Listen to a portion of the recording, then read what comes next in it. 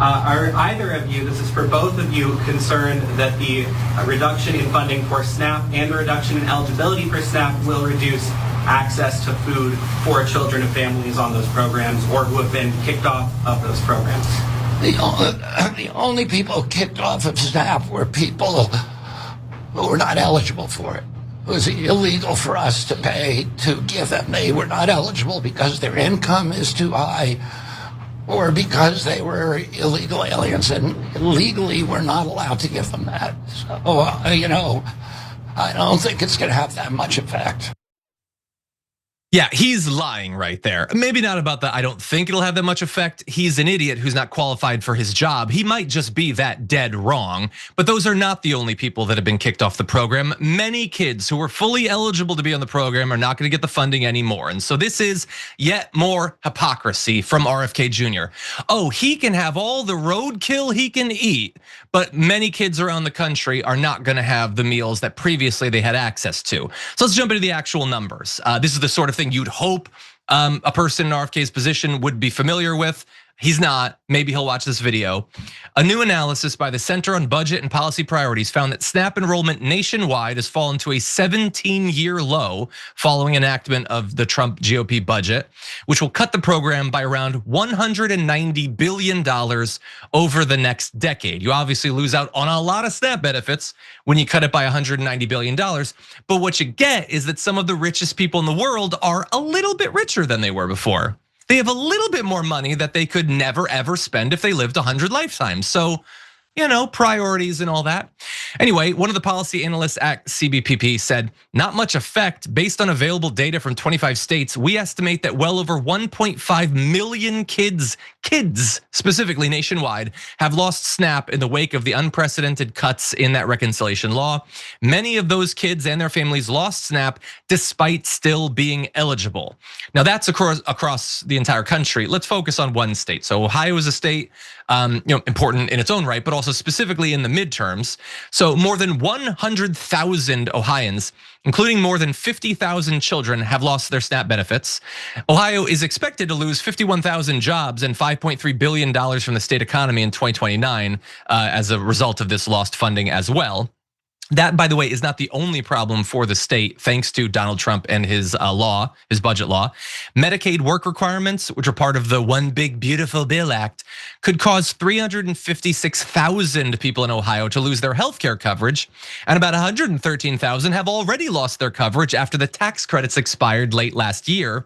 Ohio saw the biggest drop of any state in enrollment in health plans under the Affordable Care Act between February of 2025 and February of 2026.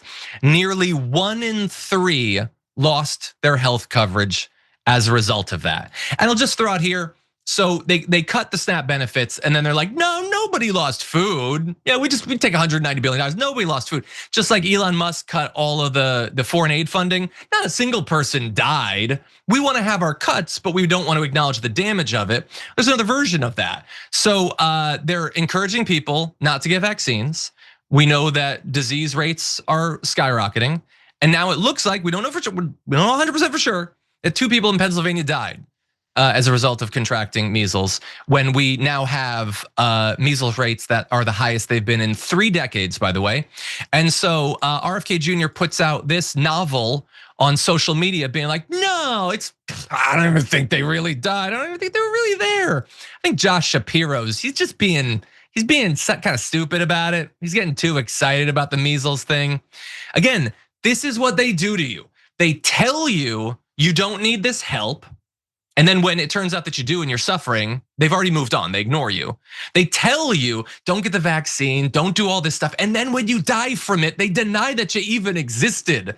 Okay, I hate to see them abusing so many communities that, for better or worse, look to them for information and shouldn't. Anyway, I know I threw out a lot there, Nina, but what do you make of it all? Yes, John, and I'm glad that you used my home state as a prime example. I'm about to jump out of my skin. Simply put, this is about what's moral and what's immoral. And RFK Jr. is standing there with all of his wealth, all of his power, all of his influence, and being very immoral. And I gotta tell you, somebody that tried to give him the benefit of the doubt, because my husband during the presidential election cycle actually, liked RFK Jr. And he was saying some good things at the time. And I'm thinking, I got a right to his opinion. It's okay, because we want to hear the exchange of ideas. And unfortunately, the man seems to have lost his ever-loving mind, if he had it at all. And to use power and abuse power in this way and not to believe the number. These numbers are not lying. And so if you have 1.5 million children nationally who've been kicked off, and then you had the feckless Democrats when they had a trifecta, you do the expanded child tax credit, you do the tax credit, right? And then you cut the tax credit, the Republicans and Manchin and Sinema, you allow them to do that, the Biden-Harris administration. So you pull almost 50% of our children out of poverty, then you kick them right back into poverty, and then to couple that with an administration that just does not care, John. And to see a Kennedy involved in this, you know what I mean? It's just the irony of all of this. Yeah. It makes no sense. And so my home state, John, this is a state that gave $600 million to the Haslam family for the Browns. Did you hear me? $600 million of Ohioans' tax dollars went to an ultra wealthy family for a flipping stadium. Meanwhile, on the federal level, because of the immorality, the just don't care, it is compounded. And when we talk about children, this is my last point on this, because I'm like, I could go on and on about this.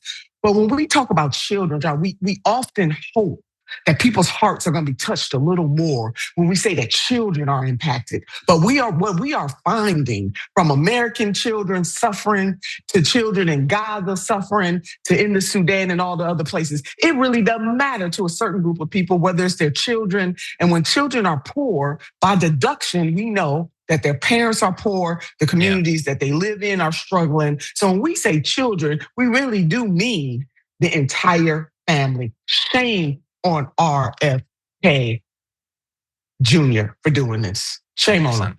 If you enjoyed that, make sure that you never miss another video by subscribing. And if you want a little more, consider hitting the join button and becoming an actual member. But you're probably wondering, why the hell would I do that, John?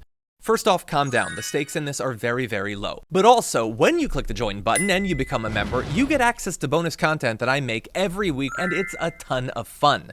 You get access to tons of custom emojis and more besides that. By the way, if you join at tier 3, you even get access to a monthly member hangout with myself and other awesome people, and we always have a great time. By the way, you'll get all that going forward, but you also unlock years of the back catalog. That is literally 100 or more bonus clips, top 10 lists, debates, and more.